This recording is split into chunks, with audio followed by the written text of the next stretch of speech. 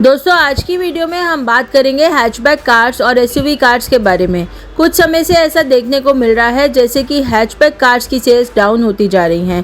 पहले की बजाय गाड़ियों की सेल्स का रेशो कम होता जा रहा है और ऐसा ही कुछ पिछले 5 साल से हुआ है।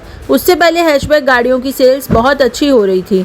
बात करें आज से 10 साल पहले की तो उस समय गाड़ियों में सिर्फ अल्टो, इंडिका, स्विफ्ट ये सब हैचबैक गाड़ियाँ ही थी जो सबके माइंड में रहती थी। लेकिन आज के समय में धीरे धीरे हैचबैक की सेल्स डाउन होती जा रही हैं और एसयूवीज की सेल्स ऊपर होती जा रही हैं। आज के समय में गाड़ी की बात करें तो दिमाग में नेक्सॉन, वेन्यू, ब्रेजा, पंच जैसी गाड़ियों के नाम आते हैं। तो पिछले 4-5 सालों में ऐसा क्या हुआ कि हैचबैक कार्स का नाम मिटता ही जा रहा है और एसयूवीज की सेल्स बढ़ती जा रही हैं। तो ऐसा क्यों हो रहा है, आज की वीडियो में इस बारे में हम बात करेंगे। हैचबैक की सेल्स कम होने का खेल करीब 2019 से शुरू हुआ है। 2019 से पहले इसकी सेल्स अच्छी खासी हो जाती थी और हर बंदा हैचबैक गाड़ी लेना पसंद करता था और सबके बजट में भी ये आ जाती थी। और आज के समय में लोगों की इनकम भी अच्छी हो गई है और एसयूवीज भी बहुत सस्ती मिलने लग गई हैं, इसलिए लोग एसयूवीज को लेना पसंद करते हैं। 2019 की बात करें तो उस समय के डेटा के हिसाब से सबसे ज़्यादा सेल इनमें से हैचबैक कार्स की होती थी, जो कि थी 46.1%। हैचबैक कार्स और एसयूवी कार्स की सेल होती थी 26.1%। तो करीब 20% का दोनों सेल में डिफरेंस था और एमपीवी व्हीकल और सिडान व्हीकल 10 से 12% की सेल में होते थे।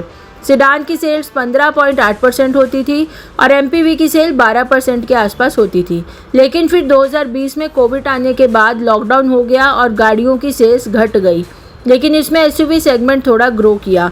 एसयूवीज की सेल्स थोड़ी बढ़ी और हैचबैक सेगमेंट भी थोड़ा ग्रो किया, जो कि था 46.1%। एमपीवी सेगमेंट सेम रहा और सिडान सेगमेंट 15.8% रहा। तो 2020 तक सभी चीज़ें सही चल रही थी, इनमें कोई ज़्यादा चेंजेस नहीं हुए थे। 2021 की बात करें तो इसमें फर्स्ट लॉकडाउन ख़त्म हुआ था, सेकेंड लॉकडाउन लगा था, जिसमें उस समय में लोगों में डर बैठ गया था कि पब्लिक ट्रांसपोर्ट यूज़ नहीं करेंगे, जाएंगे तो अपनी गाड़ी में जाएंगे। उसमें सबसे ज़्यादा चीज़ें चेंज हुई थी क्योंकि इस साल में गाड़ियों की सेल सबसे ज़्यादा हुई है, जबकि उस समय में लोग बहुत ज़्यादा परेशान थे, लोगों के पास पैसे की भी कमी होने लग गई थी। फिर भी गाड़ियों की सेल काफ़ी अच्छी हुई थी। और उसके बाद कार डीलर्स का नया काम चालू हो गया था, जो कि था वेटिंग पीरियड का। उससे पहले किसी गाड़ी में कोई वेटिंग पीरियड नहीं मिलता था। 2021 से ये शुरू हुआ था और किस गाड़ी पे कितना वेटिंग पीरियड चल रहा है ये सब शुरू हो चुका था।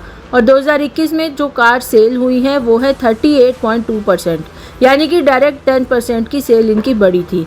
हैचबैक की सेल इसमें 40.2% होती थी, एमपीवी की 11% होती थी। सिडान की सेल्स घटकर कम हो गई, जो कि थी 9% के आसपास। तो उस साल में 31 लाख के करीब गाड़ियां सेल हुई थी। तो यहाँ से एसयूवी कार्स रेस में आगे बढ़ गई। और अब 2022 की बात करें तो उसमें गाड़ियों की सेल्स के और ज़्यादा रिकॉर्ड टूट गए, जिसमें एसयूवीज की और ज़्यादा सेल्स हुई, जो कि थी 41.2%। और हैचबैक कार की सेल्स घटकर 35.1% हो गई। एमपीवी कार्स 12 पे और सिडान 11 पे हो गई। 2022 में जो सेल हुई थी वो थी 35 लाख के करीब। 2023 की बात करें तो इसमें जो सेल्स फिगर था वो बढ़ गया था और एसयूवी कार्स की सेल्स जो थी वो 43% हो गई थी। हैचबैक कार्स की 34% हो गई थी और एमपीवी कार्स की 12.1% हो गई थी और सिडान कार्स की 10.5% रह गई थी। तो 2023 में ये सिनेरियो पूरा चेंज हो चुका था। हैचबैक कार्स की सेल्स बहुत कम हो जाती हैं और जिसके पीछे कुछ 3-4 रीज़न होते हैं। उन रीज़न्स के बारे में अब हम बात करेंगे। इसके पीछे जो सबसे बड़ा रीज़न है वो है कि इंडियन कार मार्केट को कार मेकर समझ चुके थे कि इंडियन कार मार्केट में क्या चलता है और क्या पसंद किया जाता है। क्योंकि पहले हैचबैक कार्स ज़्यादा चलती थी और उसमें सबसे ज़्यादा मारुति की सेल होती थी, तो ज़्यादातर कंपनीज हैचबैक पर ध्यान देती थी और उस समय हैचबैक गाड़ियाँ काफ़ी बिकती भी थी। लेकिन आज के समय में कुछ कंपनीज ऐसी हैं जिन्होंने हैचबैक गाड़ियों को बिल्कुल ख़त्म ही कर दिया है। जैसे कि महिंद्रा के पास आज के समय में कोई हैचबैक नहीं है, महिंद्रा के पास पूरी एसयूवीज़ हैं। टाटा मोटर्स के पास भी हैचबैक का सेगमेंट कम होता जा रहा है, उनके पास सिर्फ टियागो और एल्ट्रॉस ही हैं। इसलिए इससे पहले उनके पास टाटा नैनो भी थी, जिसको उन्होंने डिसकंटिन्यू कर दिया। और इन कंपनीज़ ने अब कॉम्पैक्ट एसयूवीज़ पर ध्यान देना शुरू कर दिया है, क्योंकि कॉम्पैक्ट एसयूवी में ब्रेजा आ रही थी, नेक्सॉन आ रही थी, वेन्यू चल रही थी।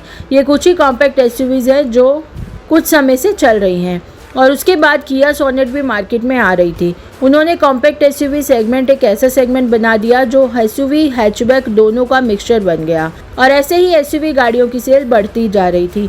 बीच में जब टाटा ने देखा कि नेक्सॉन की सेल बढ़ती जा रही है तो उन्होंने टाटा पंच को लॉन्च कर दिया।